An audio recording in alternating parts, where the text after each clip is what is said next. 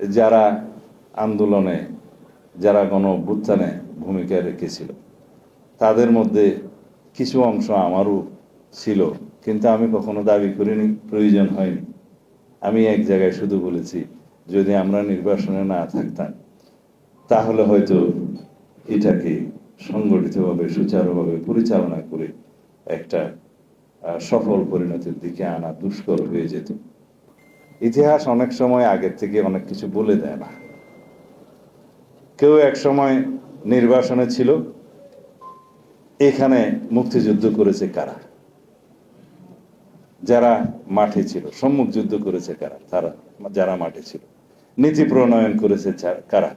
তারা নির্বাসনে ছিল। ছিল কিনা? তাহলে যুদ্ধ মাঠে হয়, যারা শহীদ হয় তারা মাঠে হয়, যারা সম্মুখ সমর করে তারা মাঠে থাকে। কিন্তু সেই যুদ্ধটা পরিচালনা করার জন্য একটা জায়গা, নীতি প্রণয়ন করতে হয় এবং সেটা সমন্বয় করতে হয়।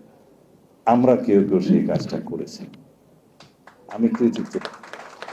আমি কোনোদিন কৃতিত্ব নিতে চাই না। কৃতিত্ব নিয়ে কি হবে?